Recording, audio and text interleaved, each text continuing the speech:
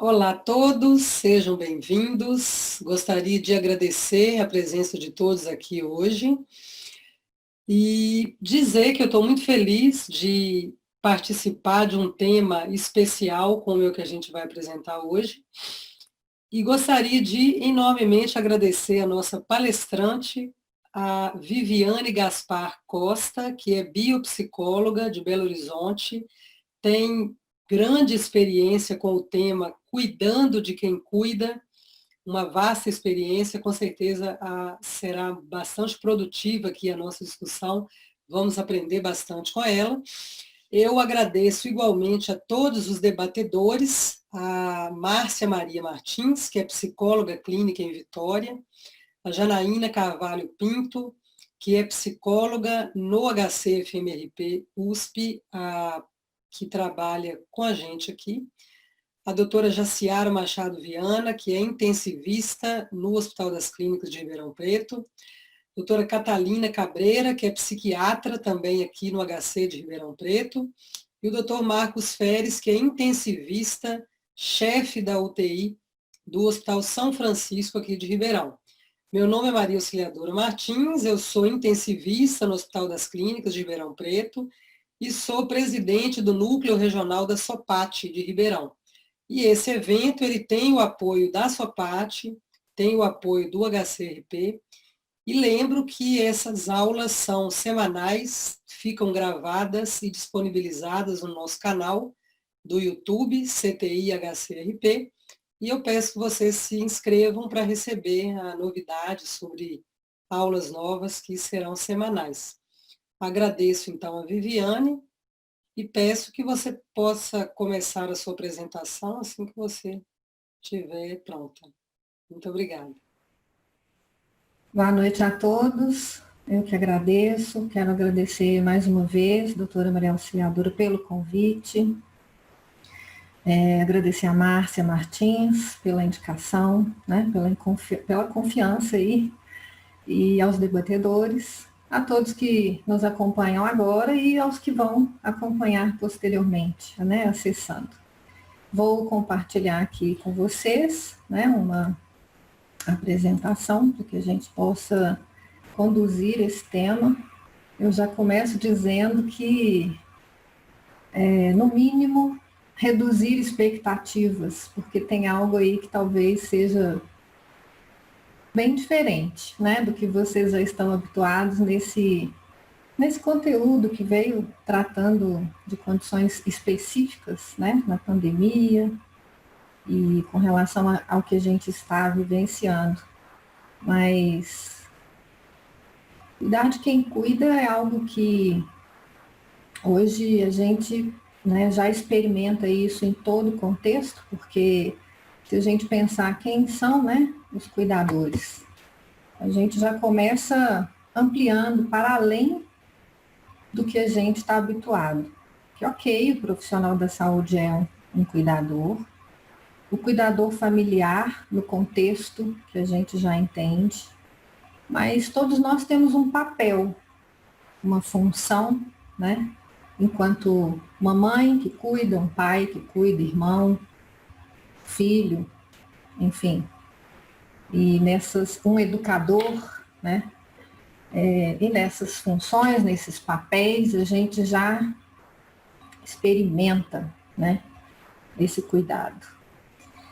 E o que eu trago aqui é para a gente falar um pouquinho de coisas que transcendem ou que saem um pouquinho desse conceito, né? Quando a gente fala de saúde, se a gente levar em consideração, lembrar o conceito da OMS, por exemplo, saúde enquanto esse estado, né, perfeito de bem-estar físico, emocional, espiritual. Então a gente já começa dizendo que estamos todos doentes, né?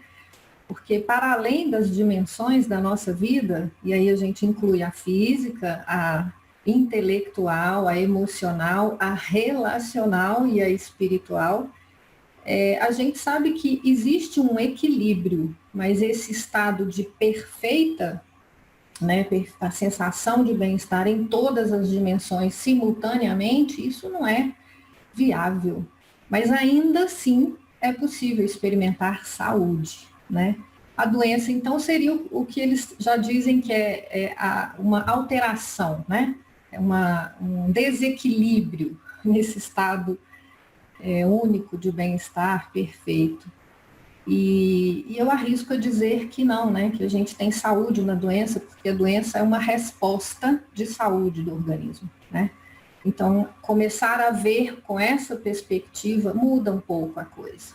E muda principalmente para nós, né? Enquanto cuidadores, né? Cuidador profissional, cuidador familiar. Enquanto a gente olha para a doença e a gente luta, né? Para eliminá-la, para enfim, controlá-la, e aí vão, né, mitigar os efeitos, etc e tal, a gente tem um risco, e esse risco é entre ganhar e perder. Mas se a gente entender para além da doença, para além de sintomas, sinais e etc, a gente começar a entender que tem ali uma vida respondendo, de alguma forma. E então o estresse, a gente sabe desse estresse que é o estresse saudável e que agora então eu questiono também, né, essa observação da OMS enquanto estresse, enquanto epidemia, que aí a gente vai ter que sair de novo do conceito, né, epidemia, pandemia, porque estamos todos nessa experiência. E aí é isso, né? Então, assim, a vida não se encaixa nessa caixinha de saúde, doença, estresse, ou nas nomenclaturas, nesse conceito, nas diferentes metodologias que a gente estuda tanto, que a gente aprofunda, e recursos, e técnicas, e ferramentas, etc. A vida é uma experiência, né? E aí, a gente então começa a falar um pouquinho desse contexto que é a pandemia na nossa realidade, na nossa vida e como tem sido a nossa experiência, né? A gente sabe que nesse movimento de cuidar do outro, né, cuidar do paciente, a gente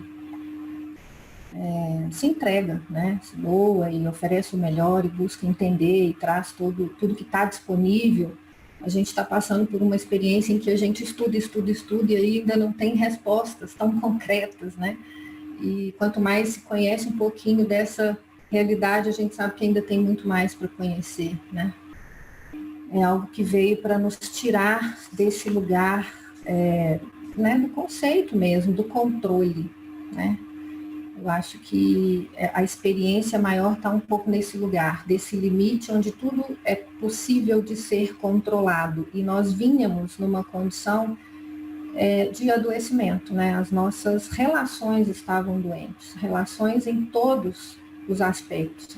A nossa relação com a gente mesma, a nossa relação com o tempo, a nossa relação com o trabalho, a nossa relação com o nosso paciente, com o nosso colega, com a nossa família. E, de repente, caiu tudo de uma vez no nosso colo, né? Então, eu costumo dizer que o profissional da saúde que tinha a casa como refúgio, né, que muitas vezes daquele ambiente estressante, daquele estímulo, ele ia para casa naquela sensação de aconchego, de colo, de recurso, e que agora ele não pode ter, né? A grande maioria não pode ter. Enfim, ainda tem aquele que é o profissional e o cuidador familiar, que na verdade, assim, eu ia para o trabalho e voltava para casa, mas agora o que acontece? O que está na área administrativa, o que está na área de apoio, o trabalho foi para dentro da casa, né? Então a gente começa a invadir essa unidade que é o indivíduo, né? Como assim? Eu não abro a minha casa para todo mundo, mas a gente teve que abrir, né? E aí lidar com tudo isso. Então, eu acho que o grande desafio agora é entender, né, o que a Covid-19 nos tirou e o que ela está nos exigindo, né, rever essa condição da experiência, uma experiência de presença, uma experiência de atenção, uma experiência de rever pensamentos que são os pensamentos mais habituais, os pensamentos disfuncionais, os pensamentos que nos ajudam, as emoções, os sentimentos e as sensações, tudo isso reunido. E aí eu acho que essa frase, né, traz muito esse aprendizado de viver um dia de cada vez, né? Porque é exatamente isso. A pandemia que se prevê uma coisa, imaginávamos que seriam né? Eu lembro direitinho, assim, quando tudo começa, a gente fala, que isso, mais uns 45 dias aqui, tá tudo sob controle. E não está, e a gente sabe que o que está agora é uma dúvida ainda, né? Essa coisa da curva, essas métricas todas que não se encaixam, né? No final da história, a gente está um dia de cada vez mesmo. E aí, eu quero então convidá-los para navegar por essa experiência junto comigo. E aí a gente vai de música, para traduzir um pouquinho, né? Que é fácil, olha, tão simples, né? Viver é afinar o instrumento de dentro para fora, de fora para dentro. Olha que fácil que é isso, né? Só que não, nada fácil, né? E esse conjunto desse ser, né? Que é então esse cuidador que está ali numa experiência biopsicossocial, numa demanda que a gente fala assim, tá, agora eu vou pegar aquele plano de contingência que a gente faz para o gerenciamento de risco, para as certificações todas, vamos colocar ele em prática. Aí você fala, bom, e agora? Né? Então, é um desafio, e aí a gente fala, ok, então entendendo desse aspecto, né, afinar o instrumento, ok, dá para dançar com isso daí. Mas a mágica seria manter a mente, né, quieta, a espinha ereta e o coração tranquilo. Mas a vida não é a mágica. Isso é ilusionismo, né? É uma delícia de pensar, de experienciar, mas a gente precisa ir para uma questão que é a prática da coisa. E então, a gente vem para essa matemática, que seria a gente começar a entender, né? Como que a gente pode cuidar de quem cuida? Como é que a gente pode entender, trazer esse ser que tem seus diferentes papéis e que está submetido, né, imerso nesse desafio, tanto quanto, né, todos nós, mas falar desse conjunto, né, que são os pensamentos, as nossas sensações, as nossas atitudes enquanto comportamento observável, né? E isso gera, então, uma consequência. Essa perspectiva que não é só né, da psicologia em si, ou da biopsicologia, mas é também metafísica, ela nos mostra um pouco do lugar onde a gente procura intervir, né? Que é muito lá na consequência, no resultado final, no efeito, no depois de tudo. Então eu quero ter uma consequência diferente, um resultado diferente, aí eu quero intervir ali. E a gente sabe que a gente precisa intervir lá na soma das coisas, né? E aí a gente trata isso, né, como o milagre, né? O milagre. E aí eu trago um conceito que é uma descrição, na verdade, que é de Marianne Williamson, que ela fala, o milagre é uma mudança de pensamento, passando do medo para o amor, um acontecimento metafísico. E aí pode ser que esteja passando pela mente de vocês, falando, eu não estou entendendo nada que essa Viviane está falando, eu não estou entendendo onde é que essa história vai chegar. Mas nós vamos chegar juntos nessa experiência, né? Entendendo que quando a gente fala dessa combinação, né, cérebro e coração, a gente começa a entender que existe sim um caminho, né, que é o que a gente chama de viés de negatividade, que é bem representado, né, e a gente usa uma analogia para falar desse lugar, que é assim, o velcro, né, essa experiência, o viés de negatividade é todo esse hardware já instalado para que a gente observe a situação de perigo, associe toda a nossa experiência armazenada e ali a gente inicia esse processo de luta, fuga ou congelamento, dependendo da situação, mas que a gente tem uma resposta, ou melhor dizendo, uma reação, e a gente tem isso instalado e a gente sabe, né, todas as pesquisas já mostraram, nossa neurociência já desenhando esse caminho há tempos, para falar desse lugar que é um lugar de sobrevivência, um lugar de proteção e segurança. Mas a gente precisa mais do que sobreviver. A gente quer viver, a gente quer experienciar a vida, e aí a gente precisa migrar para esse lugar que é, então, uma neuroplasticidade, fazendo novas conexões, novos caminhos, identificando novas possibilidades. E como é que a gente traz isso para a prática, né? Cuidar de quem cuida num momento como esse, que não é só nele, mas a gente está trazendo para o contexto atual, é começar a praticar esse movimento de encorajar e empoderar, né, esse indivíduo no uso desse aparato, dessa inteligência já instalada, dessa capacidade de biorregulação, de autorregulação, num processo de autorresponsabilidade, o que não quer dizer que a gente não possa oferecer esse colo, esse olhar, que é nesse momento pequenas ilhas de descompressão, pequenos momentos de expressão, onde a gente, nesse tsunami que está acontecendo, quem é que se dispõe a escutar, a olhar para esse cuidador profissional, para esse cuidador familiar? E às vezes não é na palavra, mas é numa escuta empática, nesse olhar que acolhe, abrindo para ele a possibilidade de sair da analogia do velcro, né? Então, quando a gente está na sistemática que é esse viés de negatividade, a gente está que nem um velcro, né? Se eu me aderir ao que é o risco, a uma situação que é de perigo e eu preciso reagir a isso. Mas existe uma possibilidade de sair dessa condição para eu explorar, a gente fala o quê? Que é começar a usar a analogia do Teflon. Ok, existe um aparato aqui, mas eu preciso descobrir outra alternativa. E a gente precisa oferecer para esse indivíduo esse lugar, essa possibilidade, tirá-lo, né, desse velcro, tirá-lo dessa perspectiva de sobrevivência, desse sistema de pensamento, que é um sistema de pensamento baseado no medo. Então, aquilo que a gente falou, pensamentos, mais sensações, mais atitude igual a uma consequência, a gente sabe que isso estabelece um modus operandi, né? Um modelo, uma experiência, uma maneira de experienciar a vida. E aí, o que acontece é que esse caminho que a gente está falando, que é o viés de negatividade, estabelece, né, essa resposta que passa a ser uma resposta também biológica, fisiológica, incorporada, que por sua vez vai interferir na nova maneira de pensar, sentir e agir.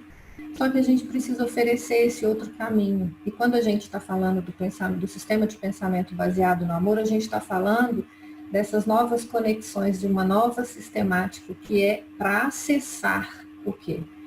A nossa dinâmica de criatividade, de discernimento, de disponibilidade para conexão, para relação social, que ao invés de ir para esse cuidado, para essa experiência de cuidado, repelindo, porque o medo me impede de estar ali, existe um desejo, mas existe um velcro que está ali ativo, e aí eu me coloco naquela experiência muito pouco disponível para de fato entregar. E aí eu preciso ajudá-lo a fazer a transcender, na verdade, né? Fazer essa escolha diferente, essa mudança de ideia, de perspectiva, de pensamento, de sensações. E a gente precisa muni-lo, né, de ferramentas, de recursos. Mas o primeiro movimento seria esse, estar disponível para acolher, para essa escuta, para esse movimento. E aí, a gente vai falar então dessa trilogia do cuidado, né? Que é uma metodologia que a gente já traz há algum tempo nesse movimento de cuidar de quem cuida. Lembrando que existe uma biografia que precisa ser respeitada. Então, aquilo que a gente tem lá na experiência do paciente, né? Que é uma coisa já tão, inerente, já incorporada nas grandes instituições, falando desse lugar, né? Mas e a biografia de quem cuida? Quem é esse indivíduo? Por trás dele tem uma mãe, tem um pai, tem um irmão, tem um filho, né? Porque a gente está vivendo agora desse profissional da saúde que perde seus familiares, né? Na situação da Covid-19. A gente está falando de outras perdas que estão associadas no momento em que esse cuidador precisa estar atuando na linha de frente, precisa estar disponível. Né? A gente está falando da biografia, que é esse indivíduo que está ali cheio de angústias, de receios, de entraves que foram acumulados e que agora estão ali, não conseguem mais ficar represados. Então a gente precisa dar espaço para isso. E aí a gente começa a entender essa dinâmica, né? A gente precisa trazer para essa trilogia essa dinâmica do sistema de pensamento do medo e do sistema de pensamento do amor, que é a gente começar a usar aquela perspectiva do cérebro, que lá no, né, assim, no triunfo, primeiro é o reptiliano, homeostases, condições básicas, o segundo que é esse cérebro límbico, com as nossas memórias emocionais, aprendizagem, linguagem, etc. E o neocórtex, para a gente ter essa expansão, né, de um novo entendimento, possibilidades, discernimento, relações, etc. Só que a gente sabe que na situação que a gente está, esse acesso aí está mais difícil. Então a gente precisa ajudar a fazer essa leitura que é subcortical, para levar para esse lugar cortical, onde sim, nós vamos sincronizar. Aí sim, a gente vai ter um alinhamento dessa fisiologia, né, desse eixo que é neuro, psico, imune, endócrino, né, e aí ajudá-lo nessa perspectiva. Então, a gente começa a trazer aqui um pouco dessa trilogia. E aí, a trilogia, ela diz do quê? Do cuidar de si, cuidar do outro e integrar as duas coisas para ofertar, entregar o cuidado. Mas a gente sabe que na nossa realidade, enquanto profissionais da saúde, esse cuidar do outro sempre está em primeiro lugar, né? Sempre há o desejo inicial, essa perspectiva de estar disponível para servir, para cuidar do outro. Então, a gente quer falar primeiro do que é visto, né, por esse cuidador, que eu acho que traduz melhor para a gente essa postura, né? Então, assim, primeiro eu estou disponível para o outro, depois, se sobrar tempo, se der, eu olho para mim, não está dando. E o que eu mais escuto nessa trajetória? Se era uma coisa que já complicava, né, esse autocuidado, ainda mais agora. Então, assim, primeira coisa, eu não tenho tempo de respirar, não tenho tempo de comer, não tenho tempo de ir no banheiro, não tenho tempo de olhar meu filho, não tenho tempo de encontrar. Tudo isso já fazia parte. Só que agora, isso tomou uma proporção que é de tirar o chão, né? Então, assim, o que a gente tem experienciado, o que chega para mim cada vez mais é uma experiência de total angústia e descontentamento com a vida, né? Porque, assim, no final das contas, aonde eu estou nessa história? Então, a trilogia vem falar do quê? Né? Vamos trazer a perspectiva do cuidar do outro. Quais seriam os passos? Como é que a gente pode trazer isso? Essa conexão inicial. E não é por acaso que eu estou trazendo aqui a perspectiva do coração. A gente começa a falar aqui do que o Instituto HeartMath, por exemplo, traz, que é a perspectiva do estado de coerência cardíaca. Mas vamos olhar para o coração, né? Enquanto essa comunicação do coração para o cérebro, que é muito maior do que do cérebro para o coração. Dessa inteligência instalada no coração, com todas as suas células nervosas, mais de 40 mil axônios, etc., fazendo o quê?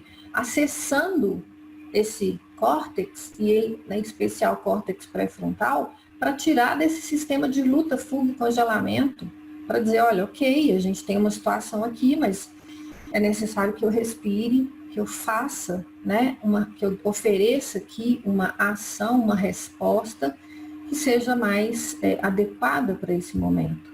Então, o que acontece? Na hora que a gente está falando dessa conexão, a gente está falando desse lugar em que eu preciso estar presente para o outro, mas já abandonando todas as certezas, todas as teorias, transcendendo o campo de batalha para que eu saia desse lugar do julgamento, onde eu já vou com um conceito, que seria um autoconceito, aquilo que eu já penso sobre mim, sobre as respostas que eu tenho, sobre como eu vou agir, sobre o que eu vou fazer, condicionando ao que eu penso do outro, que seria um pré-conceito, e aí, enfim, né? Então, nessa hora, a gente está lidando no campo de batalha. Nesse lugar em que eu ofereço essa conexão desarmada, né, em estado de presença, eu consigo ver, sentir e perceber coisas que eu não percebo quando eu não estou em conexão com o outro. Né? Então, eu preciso munir esse profissional, esse cuidador familiar, desse espaço, para que ele se dê essa permissão de estar presente para o outro. Porque nessa dinâmica, né, se a gente olha antes da pandemia e agora, é ainda mais difícil. Tem toda uma estrutura, toda uma separação, inclusive, que é todo um direcionamento, enfim, gestão de leitos, todo o sistema, todo o processo, tudo voltado para aquele, né, aquela triagem que determina fluxo, Covid e o fluxo do outro paciente que vem. Mas aí, onde é que estou eu no meio dessa história? Como que eu me coloco disponível para o outro no meio disso tudo? Né? Já me perdi, já saí desse lugar. Enfim, o cooperar, que é bem diferente de colaborar, ainda que a gente tenha conceitualmente a mesma definição ou descrição, a gente está falando que cuidar e cooperar fazem parte da essência humana, e aí na hora que eu estou em conexão com o outro, cooperar vai com aquele interesse genuíno de se importar pelo outro, e muitas vezes eu vou precisar abrir mão de determinados protocolos, métricas e, enfim, regras, etc., para eu realmente, efetivamente cooperar com o outro. Seguir um processo que está além de fazer a minha parte. Fazer a minha parte é colaborar. Cooperar, eu faço a minha parte, acompanho e procuro saber qual é o passo seguinte. Como se eu não abro espaço, né? Se eu não ofereço essa ilha de descompressão, esse momento de expressão, como que eu vou entender o que está passando na cabeça desse profissional, desse cuidador? Como é que eu vou conhecer a dinâmica que ele está apresentando e está oferecendo ali nessa experiência de estar com o outro? E isso vai falar de algo essencial, que até a gente, né, no momento anterior aqui, alguém, entre os debatedores, não guardei, acho que foi a Catalina, falou sobre essa questão da confiança. Né? E aí a confiança, ela esbarra no quê? Na congruência. Não dá para eu oferecer o cuidado, eu estar a serviço, se o que eu penso, sinto, falo e faço estão desencontrados. É necessário um estado de congruência. E é isso que dá segurança ao que eu vou fazer ali.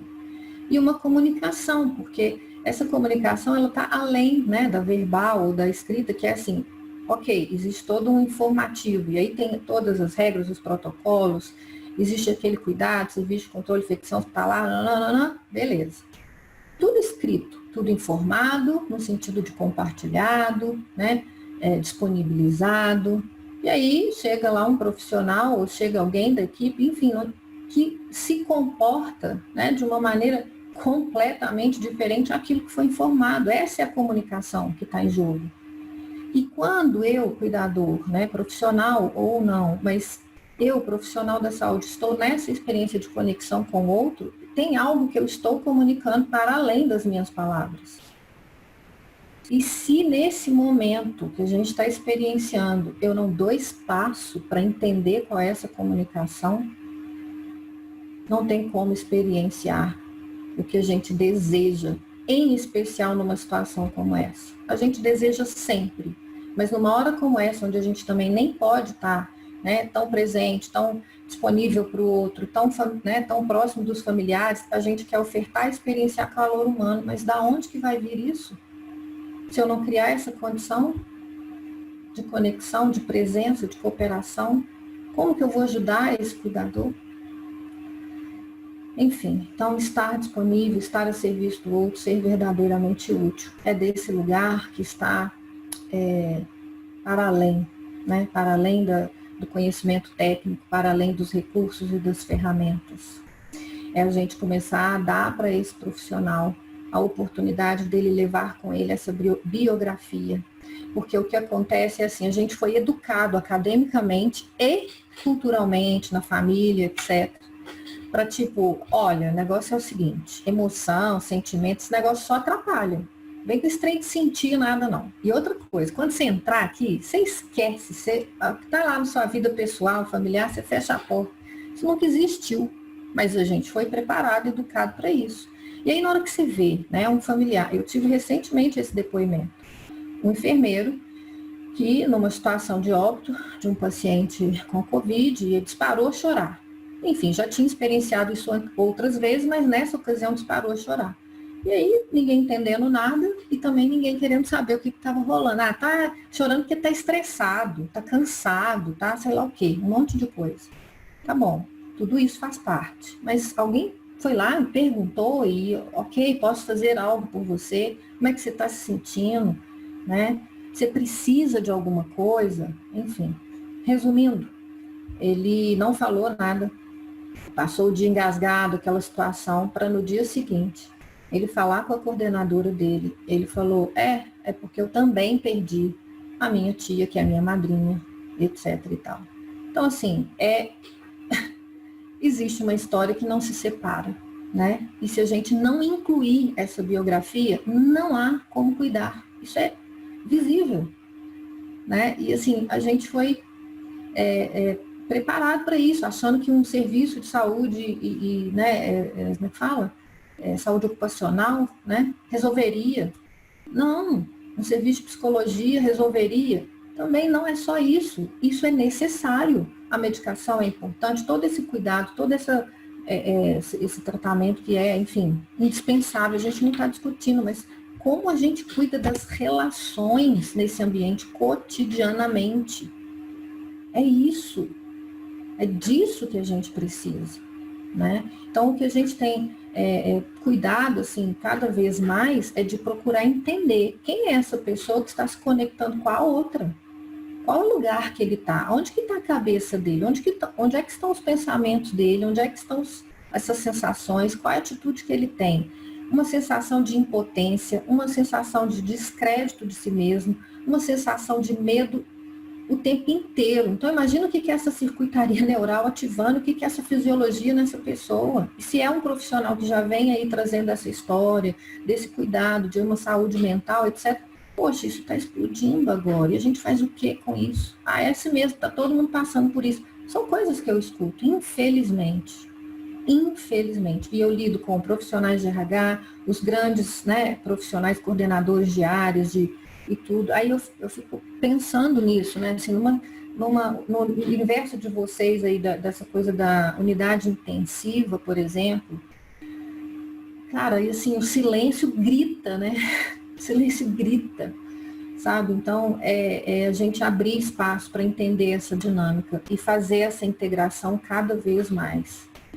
Bom, e aí, o cuidar de si, eu até disse que eu ia inverter a ordem por isso, né? Porque o olhar é sempre o cuidar do outro. Mas essa dinâmica do cuidar do outro, ela só acontece quando a gente olha para dentro mesmo, né? É importante que a gente se dê essa permissão. Então, o cuidar de si é o primeiro passo.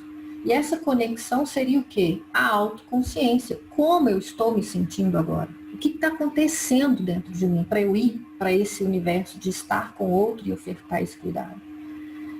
Né? Eu preciso expressar, mas antes disso eu preciso me dar permissão interna. Esse é um ponto-chave que assim, eu falo, né? O profissional da saúde, eu acho que ele tem isso, assim, a gente sempre acha que porque a gente cuida, a gente até sente coisas. Não, mas eu tenho que dar conta sozinho, eu me viro, né? Essa dificuldade de se colocar nesse lugar de receber o cuidado. Porque tem uma dinâmica também que já foi impregnada, né? Essa coisa de estar sempre à frente, cuidando do outro, na frente das coisas, tomando as decisões, assumindo. Isso vem dessa biografia. E aí, se você entra nesse processo em que a gente também é educado para estar à frente, não esperar acontecer um senso de urgência que é característico da nossa atuação, né? E aí eu me lembro muito de uma vez que, atuando como executiva dentro de um hospital, a pessoa lá do pronto-socorro, né, a responsável, a líder, fazia lá as requisições do perfil para trabalhar. E todos ela punha lá, senso de urgência lá em cima. Eu falei, e aí o meu hábito era vivenciar a rotina, né, nas áreas. E eu falei, vem cá, me explica, chegou essa emergência, ambulância, não sei o quê, me conta aí, o que está rolando ali? Beleza, aí ela contou do jeito dela. Depois fui lá, conversei com o médico, enfermeiro, conciliar, brará, brará. Eu falei, escuta, vem cá, se você colocar todo mundo com senso de urgência lá em cima, quem é que vai olhar para os detalhes? Quem é que vai respirar para falar assim, ei, tem um negócio ali que está, né? Então é desse lugar, assim, se eu não me coloco ali, como é que vai ser isso?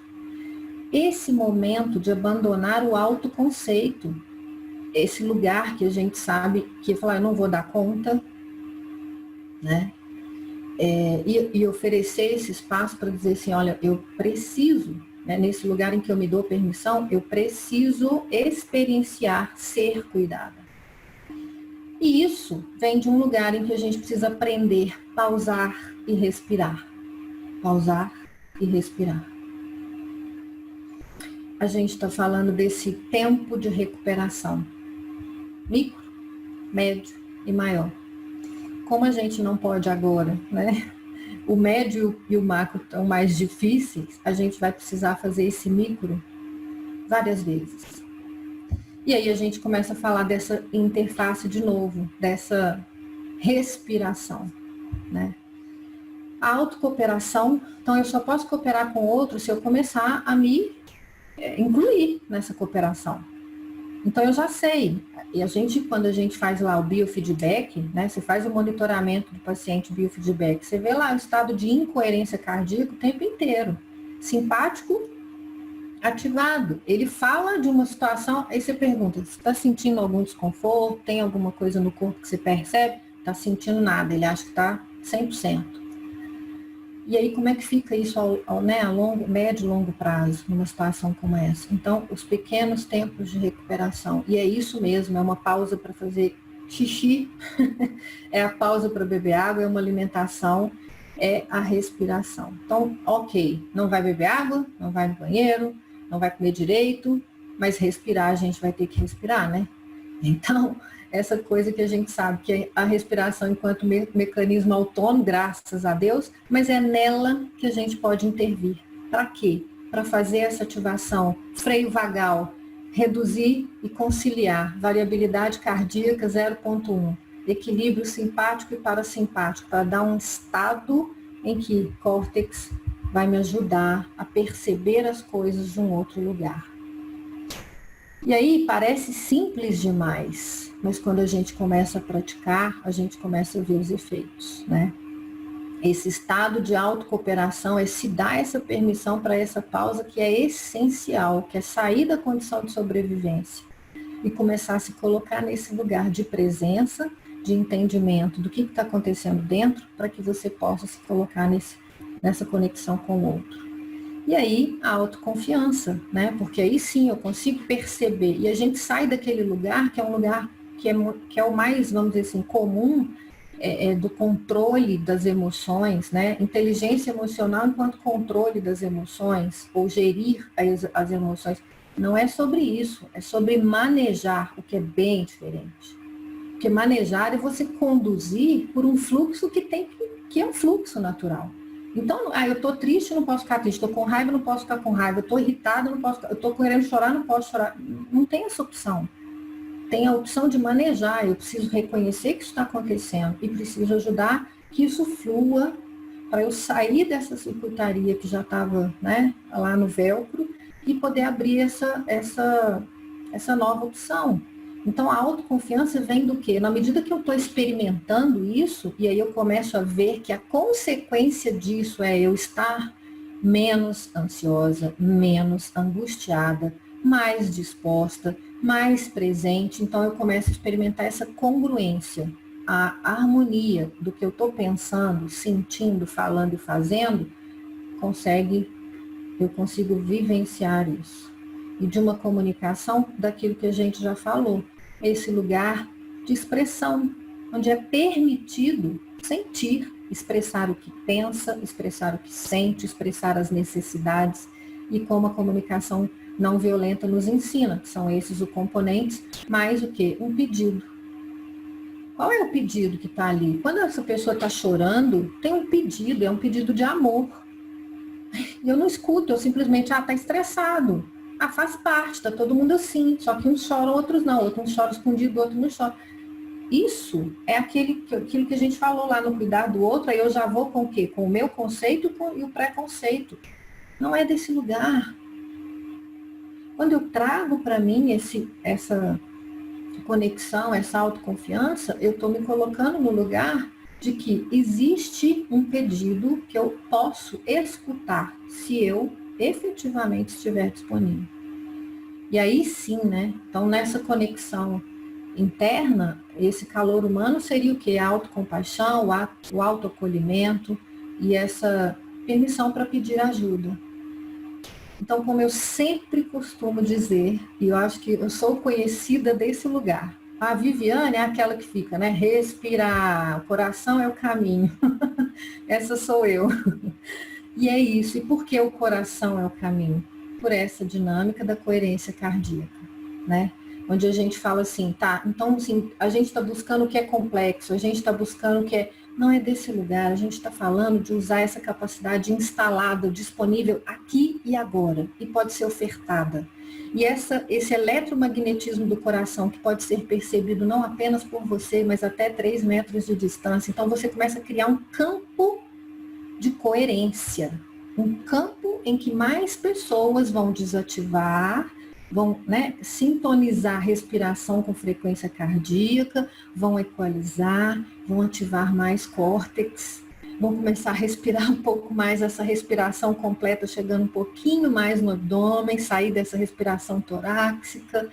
E aí quando a gente começa a perceber que existe um movimento, esse ambiente, essa energia, ela é uma sinergia, converge para um estado que favorece a experiência do cuidado, a começar por quem está cuidando.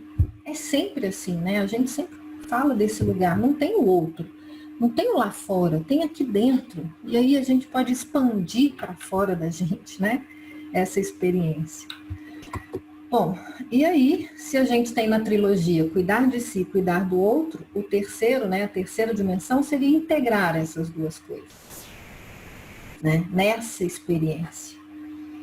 E aí a gente vai falar um pouco, né, do que eu busco compartilhar no cotidiano, né? Quem cuida para controlar e eliminar doenças só está sob o risco de ganhar ou perder. Mas quem está a serviço, cuida. E assim pode experienciar a vida. Estar a serviço é estar disponível para se incluir nessa experiência. Então, essa sou eu. E aí, cada um de vocês, né, que me escuta agora, começar a se colocar nesse lugar, tá? Quem é, né, a Maria Auxiliadora, quem é a Janaína, quem é o Marcos, quem é a Márcia, quem é a Jussiara, quem é que está aqui cuidando? Quem é? Quem é essa pessoa que está aqui agora? Que pensamento que tem aqui comigo? O que ele me traz? Ele me traz conforto ou ele me traz peso? Que sensações estão aqui em mim agora? O que ela me possibilita? Porque aí se eu tenho essa sensação de taquicardia, não sei o que eu já deduzo? Já está lá, uma memória armazenada, uma resposta automatizada. Caraca, então uma coisa ruim acontecendo. Deixa eu correr. Mas não tem. Né? E aí eu preciso lembrar desse lugar. Peraí, eu posso respirar. Então, quando a gente fala dessa respiração, uma respiração, como é que fala?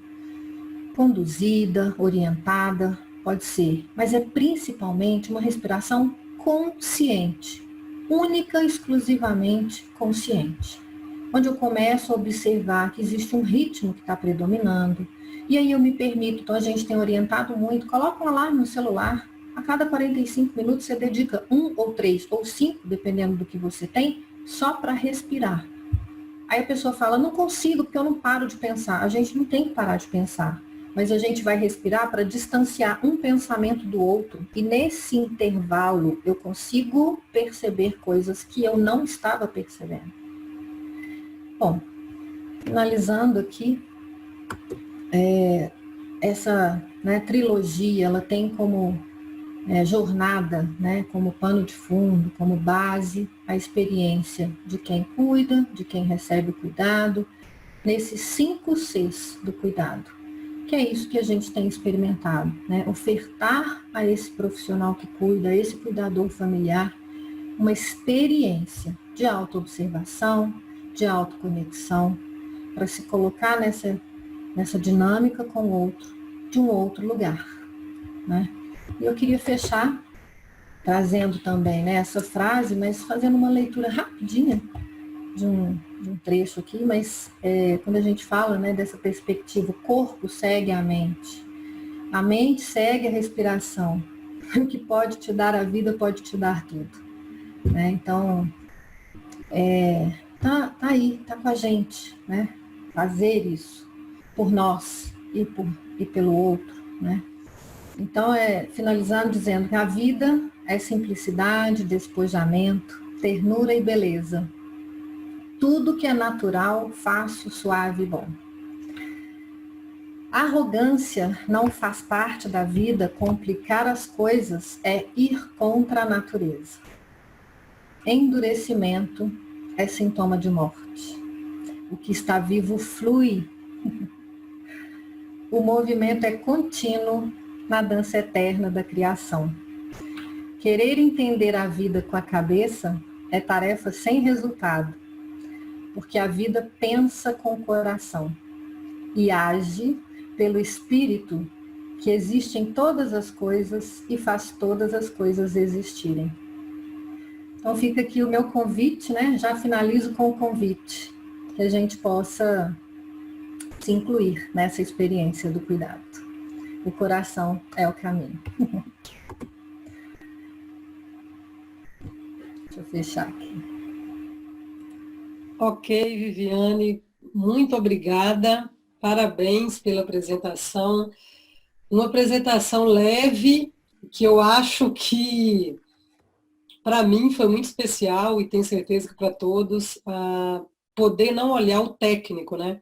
Quando você começou falando desse conceito de saúde, eu tenho uma aula que eu falo do processo de adoecer e morrer na UTI, e que esse conceito da OMS é absolutamente sem lógica, né?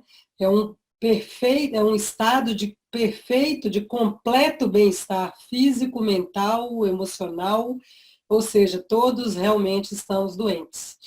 E isso é verdade, e o médico, né, o profissional de saúde, eu diria, tem assim, uma necessidade muito grande de ter o controle e de ter de se apegar ao técnico para ter o controle, né?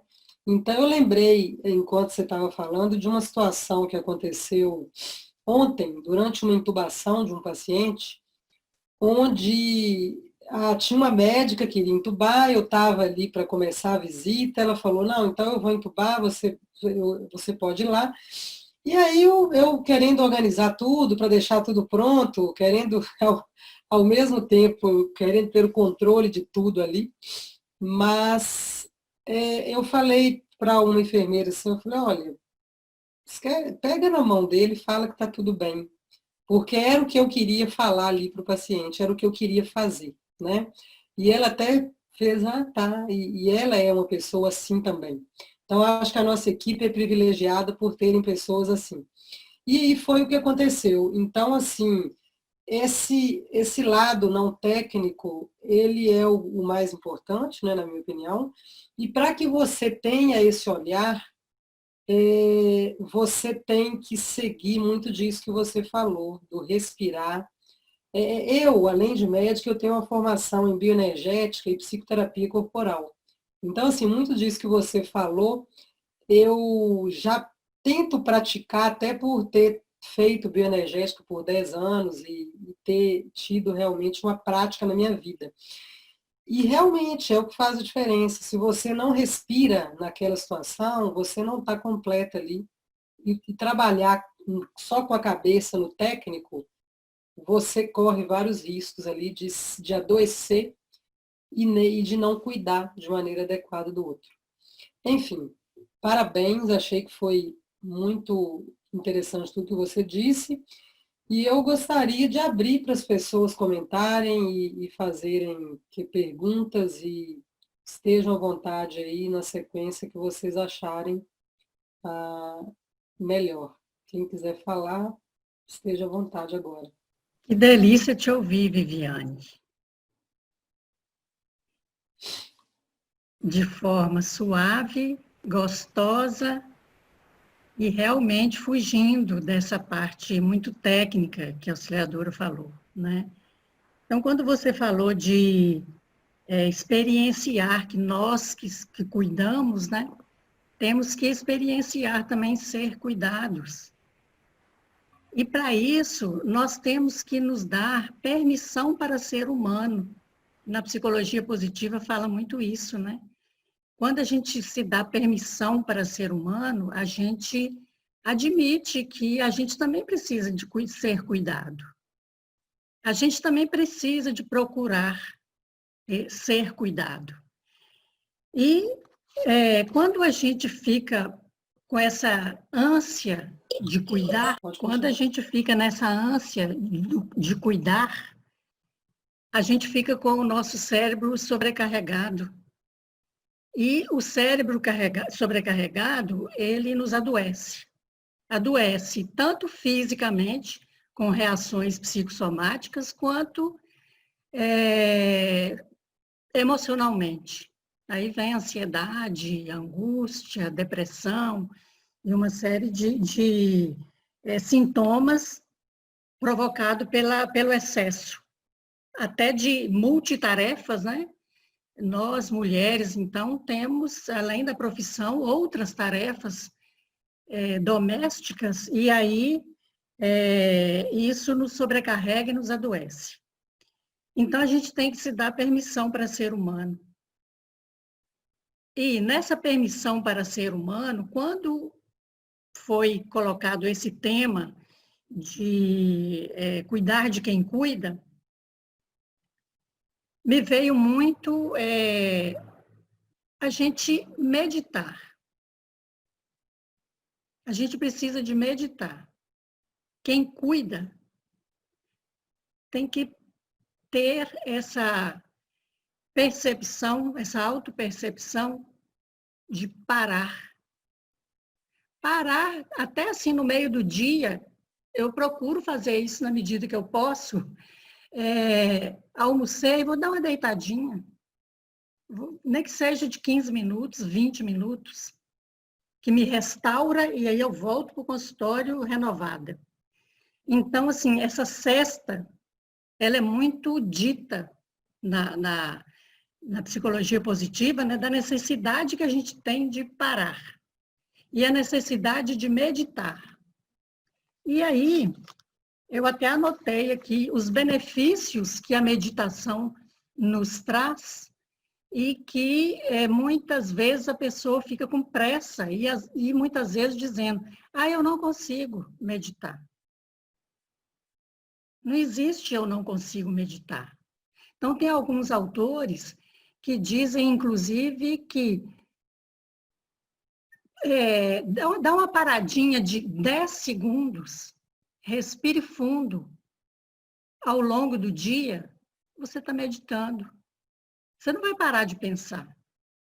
Você vai continuar pensando. Por que a respiração ela é importante? Porque enquanto a gente faz esse movimento de inspirar e expirar, a gente para de pensar. Dá esse intervalinho ali que a gente para de pensar. Então, isso nos descansa. Então, os benefícios da meditação, que eu anotei aqui, são: ele desacelera o batimento cardíaco, ele melhora o nosso sono, ele nos traz foco, quando a gente tem a prática de meditar pelo menos uma vez ao dia, aumenta a criatividade, melhora e rejuvenesce as células, porque aumenta o tamanho dos telômeros, que é aquela pontinha lá do cromossomo, né?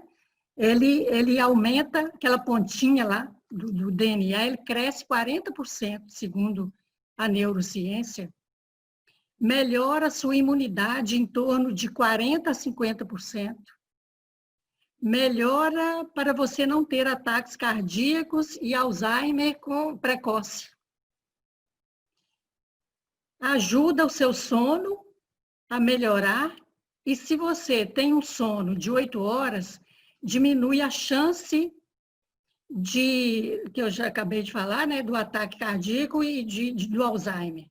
Melhora a ansiedade, diminui a depressão e diminui a compulsão de alimento, de compra, dos excessos. Né? Então, assim, se nós que cuidamos pudéssemos parar um pouquinho todos os dias para meditar, ter essa rotina, né?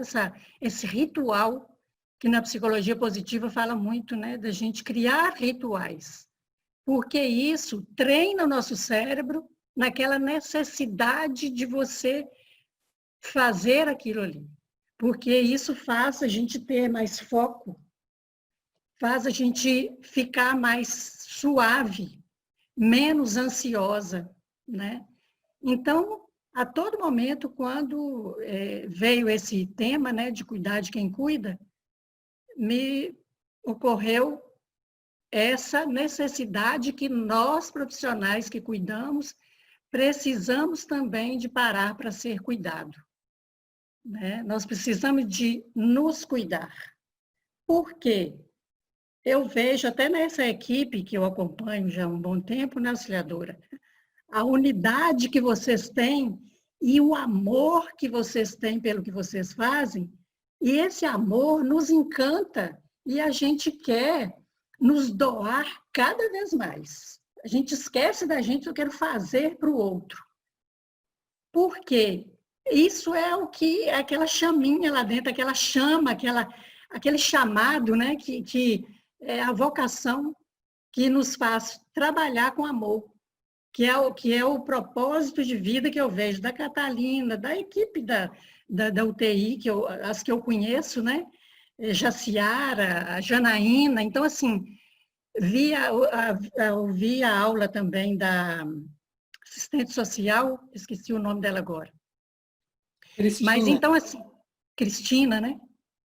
Então, assim, vocês têm uma equipe muito amorosa, muito unida, e que se doa muito. Então, eu vejo que isso faz com que vocês precisam, né, de também se preocupar de cuidar de vocês, para não ficar no excesso, né, que também nos adoece.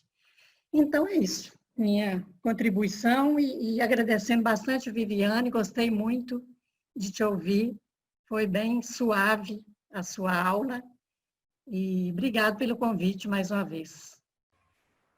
Obrigada a você. Posso só complementar um pouquinho rápido, assim? Claro, pode falar.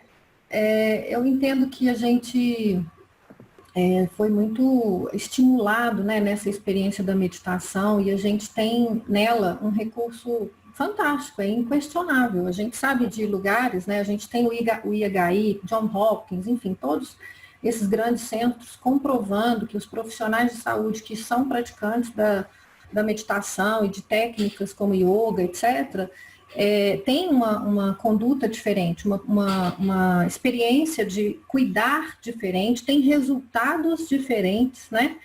Mas o que nos desafia é sair um pouco desse contexto que eu falo o seguinte, a meditação, yoga, assim como uma academia que você faz, um treino funcional, tudo isso tem a respiração como base de sustentação. Se você faz uma atividade física não respirando adequadamente, você não tem os mesmos benefícios e pode ter até assim, você pode ter lesões musculares porque não respirou na hora do movimento, né?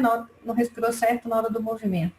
Mas o que é a respiração como base de sustentação disso? Que ao invés da gente ficar pensando, eu preciso dedicar 10, 15, 20 minutos para meditar, eu vou respirar. A meditação ativa é uma perspectiva, você medita em 1 minuto. E é eficaz quando você aprende a respirar. Então, é isso, né? Assim, a gente não entrar nessa coisa que ficou... Porque aí você tem mindfulness, meditação transcendental, tem tantas opções. E isso que você está falando, Márcia, é muito valioso. Então, a gente se dá essa permissão, porque não quer dizer que eu tenho, né, uma carga horária de 12, 14, eu vou dedicar, não tem tempo para 10 minutos, 20 minutos de meditação. Mas você tem 1 minuto? Se você tem 1 minuto, você pode meditar. Se você tem 3 minutos, você pode meditar. Mas o que é a base disso? É a respiração. Né? E aí a gente não para mesmo de pensar, mas a gente vai abrir espaço entre um pensamento e outro. E o que coloca no lugar disso aí, essa possibilidade, é que essa permissão interna, né, para ser cuidada, porque assim, a biografia de cada um muitas vezes reforça esse lugar. Então, assim, já que você é médico, enfermeiro, não sei o quê, você tem que cuidar de todo mundo. Só que antes de se tornar médico, enfermeiro, é aquela pessoa que lá na experiência de vida familiar, social, já era a pessoa que tomava frente de tudo. Então, o que essa pessoa tem na experiência diária dela de estar cuidando? Que ela não tem tempo para ser cuidada, ela não pode adoecer, ela não pode ter que depender de ninguém, sabe? E isso é que é o ponto da questão. Então, na hora que a gente traz a possibilidade, vamos falar disso? Só expressa, só coloca isso, vamos entender o que está acontecendo aí dentro, para que essa permissão interna possa surgir daí. Mas, enfim, é isso. Eu fiquei pensando muitas coisas a partir da tua fala, e pensei inclusive naquela fala das mulheres da saia justa que fala respire, não pire, né? Que é uma sabedoria, mas eu pensei muito, te ouvindo falar, como ser resolvida, né? Não sei se vocês concordam comigo, em que sentido? De ser você, de você não ter medo de falar de amor, não ter medo de falar de sentimento, de coração, encher a boca para falar de coração, de sentimento e de amor. E eu penso que o maior desafio para os cuidadores todos, os familiares, os médicos, enfermeiros, é isso que você até estava levando, né, o vício do cuidar dos outros, a dificuldade de olhar para si mesmo, a construção que tem que estar pronta para um momento de crise, porque senão você vai estar vulnerável mesmo, né? Então, eu estava pensando naquilo que a Márcia disse agora, né? A equipe, e que muitas vezes a gente tem que ter coragem de se percebendo um pouquinho mais equilibrado, de olhar que alguém não está bem, essa coragem de transpor os muros, sabe? E dizer, vamos conversar, né? Estou te percebendo triste, você está legal, né? Um cuidar do outro, porque esse autoconhecimento muitas vezes vai começar a acontecer na crise. A crise pode levar um bom fruto, né? Então eu estava pensando que a tua aula mostra uma maneira não violenta de se aproximar do outro. Então, isso que eu queria te agradecer, porque eu penso que isso é uma construção. A gente não tem como dizer para alguém que está estressado, né? Pô, você precisa deixar de tratar o outro desse jeito, irritado do jeito que você está, etc.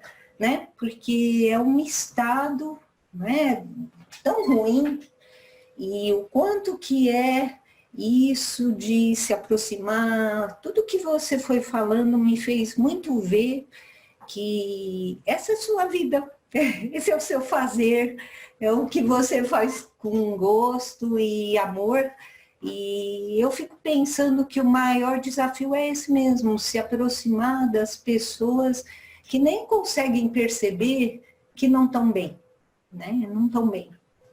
Catalina, eu queria só complementar uma coisa que você falou que eu achei interessante,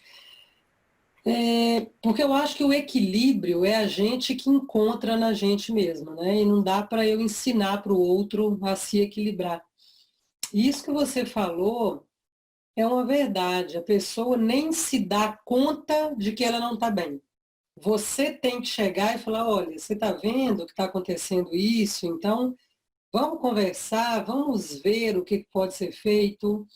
Eu fiz isso com umas 4 ou 5 pessoas nas últimas 2 semanas, de visualizar um burnout, alguma coisa do tipo, em pessoas, assim, você precisa tirar férias, você precisa dar um tempo, porque é muito natural para o profissional de saúde ir levando e juntando coisas, e não tendo horário, e sobrecarregando, e e cada hora eu vejo por mim o quanto eu estou trabalhando muito mais do que antes, por causa da pandemia. Eu sou intensivista, não tem jeito, é a minha área, eu estou ali.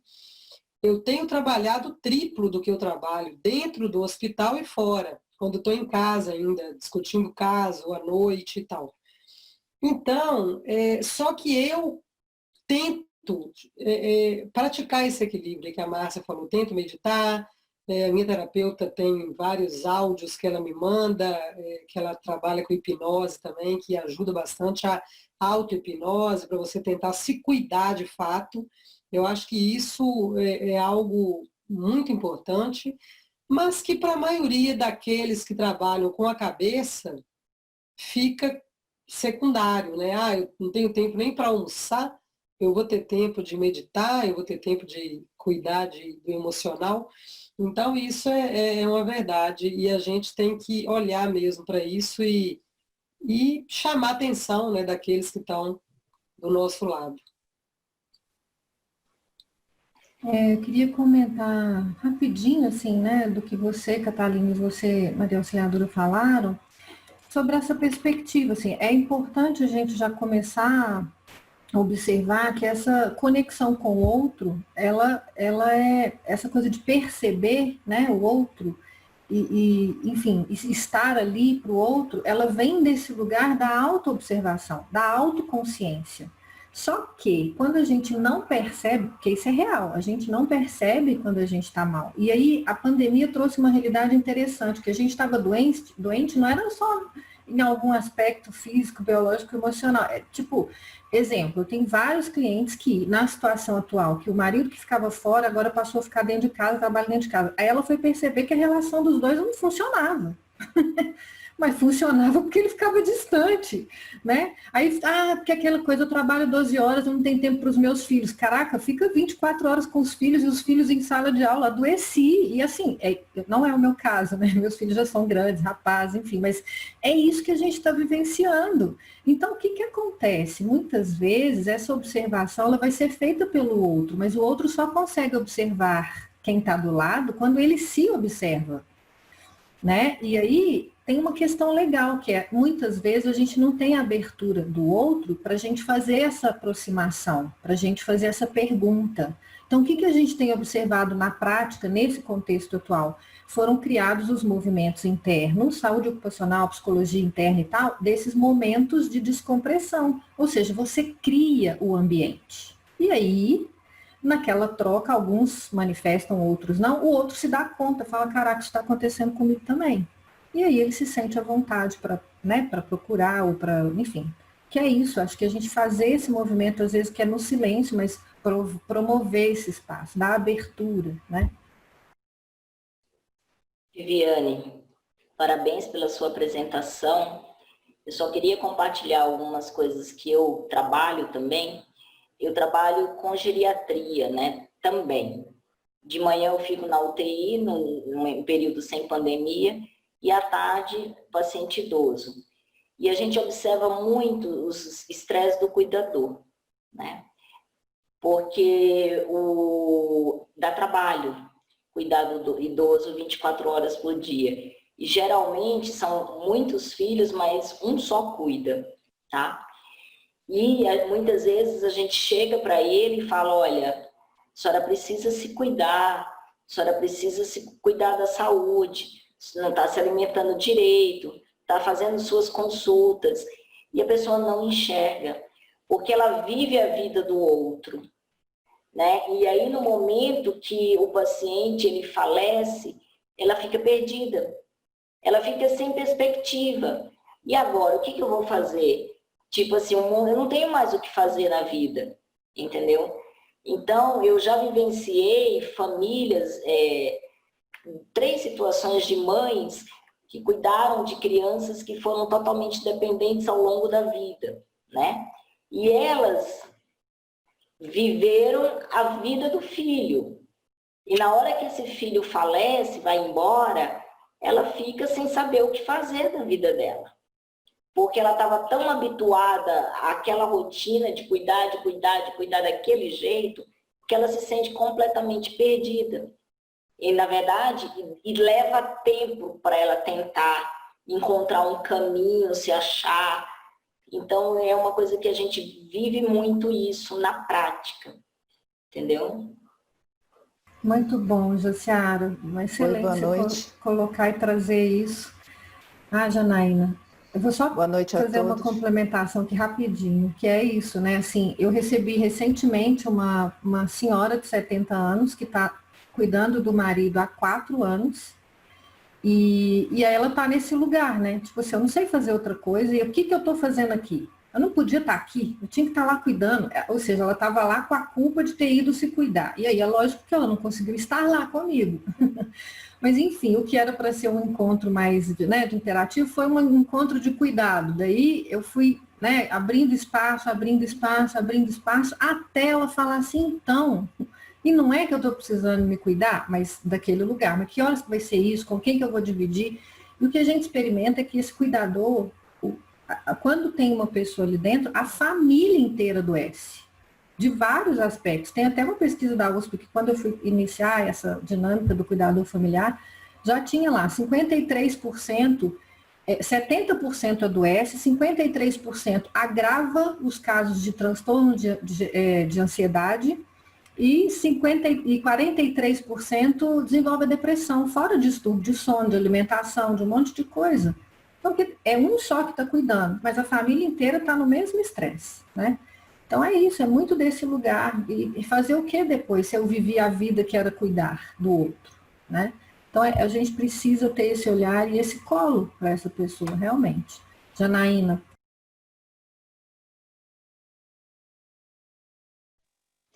Oi, boa noite a todos. Queria agradecer a Viviane por ter compartilhado a experiência dela, né? Agradecer a equipe do CTI, eu acho muito generosa essa possibilidade da gente ter pontos de vista tão diversos assim, e refletindo sobre a nossa realidade, né? E eu queria falar um pouquinho dessa realidade, assim, da terapia intensiva. Eu acho que a psicologia tem uma contribuição importante no tema de hoje, né? E eu queria trazer uma perspectiva um pouco diferente. Existe várias linhas teóricas da nossa profissão que prezam pela autoobservação, né? Mas que a partir dessa autoobservação não haja julgamento, né? De certo ou errado, sentimentos positivos ou negativos, ou preponderância sobre o pensar como modificador de uma realidade, uma postura mais individualista, né? Existe várias linhas que trabalham com o conceito de aceitação, que eu acho que é primordial quando a gente pensa no quem cuida, né? Então, nesse momento de pandemia, as modificações a que nós estamos submetidos, e todos nós, né, requer obrigatoriamente, principalmente de pessoas que cuidam de pessoas, uma hipervigilância e medo, né? Isso tem função de sobrevivência. Então, quando se vê, por exemplo, tudo, né, de psicologia de desastre, de emergência, de urgência, inclusive de psicologia intensivista, tudo que a gente faz nunca é para diminuir ou acabar com ou julgar o medo, né? Ou uma modificação, porque há um fator, nesse momento nós temos a necessidade de nos adaptarmos. E aí eu acho que vem um conceito muito interessante, que é esse conceito de estresse, mas eu queria falar dele um pouco mais aplicado à questão laboral, né? O que nós conhecemos da questão laboral é o burnout, que é algo muito conhecido, com reações fisiológicas, delimitados por questões laborais no ambiente de trabalho. Mas existe um conceito recente, e daí vem também, eu acho que uma tradição de se inventar nomes novos para estados antigos e conhecidos, né? Mas esse conceito traz uma palavra muito interessante que se chama fadiga por compaixão, e eu queria falar um pouco disso hoje, porque eu acho que tem muito a ver com a nossa realidade, né? E eu queria fazer uma distinção que eu acho que é importante, que é o que é uma gentileza e do que é compaixão. Então, gentileza é disponibilizar uma frase inspiradora para alguém numa situação de sofrimento, né? é muitas vezes um perceber o sofrimento, mas a compaixão é agir diante da percepção desse sofrimento. Então, nessa pandemia, nós tivemos um contexto muito único, né, que no começo, quando foi exigido, por exemplo, o aumento dos leitos de terapia intensiva, uma mobilização de profissionais dos sistemas de saúde como eles eram, né, em todos os países, o que foi feito foi que o público em geral exaltou a capacidade de renúncia dos profissionais, principalmente dos profissionais de saúde, né? E nós, profissionais da saúde, em todos os níveis, na clínica, hospitais, nos mobilizamos para atender os próprios profissionais de saúde, nos incluindo nesse grupo. Então, o que acontece é que a sociedade civil, né, também se organizou e foi muito bonito de ver isso. Acho que isso nos sustenta enquanto profissionais da linha de frente até hoje. A sociedade se mobilizou em grandes grupos para suprir, né, eu acho que para promover novas experiências de conexões. Então, tiveram várias pessoas, eu faço parte também de uma cooperativa que oferece ainda apoio a qualquer pessoa, apoio psicológico, né, durante a pandemia de forma voluntária, mas foram músicos, bailarinos, capelões, todos se organizaram para cuidar de quem cuida. Então, isso é compaixão, é um concretizar, um perceber o sofrimento do outro, né? E eu acho que a fadiga por compaixão, ela se aplica extremamente ao ambiente da terapia intensiva, porque ela não se refere só a questões trabalhistas, ela se refere a quando a gente trabalha numa UTI, é inevitável, né, nos expormos a situações que emocionem, que comovam, que nos surpreendam numa intensidade de sentir. Isso é inevitável. É inevitável que a gente lide com pessoas que estão ali despidas do seu cotidiano, numa vida muito pura, e sem saber se ela vai sobreviver, se ela vai ter amanhã, se ela só vai até hoje, porque pode ser súbito, né? Há algumas semanas eu organizei uma festa de aniversário para um paciente consciente orientado numa UTI. Na madrugada seguinte, né, horas depois, ele faleceu. Então, nós nunca sabemos quando. Eu acho que a pandemia é uma contingência que convida ao quando. Ela limita a nossa ação no espaço para que a gente perceba o tempo de outro jeito. E agora, uma coisa nova que tem em relação aos cuidadores, e todos, né? Eu acho que seria muito egoísmo pensar em cuidador só em profissional da saúde. Tem os lixeiros, os policiais, os bombeiros, os professores, todos são gente que cuida. Os familiares que cuidam de pacientes crônicos, tem os familiares que se tornarão cuidadores de pacientes egressos de terapia intensiva com comprometimentos próprios da internação, né, próprios do adoecimento grave. Então, assim, nós estamos, às vezes, falando para futuros cuidadores. Então, assim, eu queria compartilhar um pouco do que nós fizemos no hospital. O Hospital das Clínicas é um hospital imenso, que tem milhares de profissionais. Então, quando começou a se organizar para receber como referência da nossa região os pacientes com diagnóstico ou suspeita por Covid, também nos organizamos para cuidar desses profissionais, né? Então, o que eu queria dizer é que esse cuidado ele foi além do atendimento psicológico, junto com a psiquiatria, junto com outros profissionais da saúde. Ele foi também na capacitação dos gestores para identificar os primeiros socorros psicológicos, né? Reações assim que mereciam um encaminhamento. Então, assim, eu acho que esse conceito de compaixão, ele se aplica e é necessário ser cultivado assim nesse momento, né? Não basta pensar que o próprio pensamento por si só, né, ou percebermos algo que nos é desagradável momentaneamente, poderia mudar uma realidade de pessoas que precisam tanto de um cuidado que é um agir.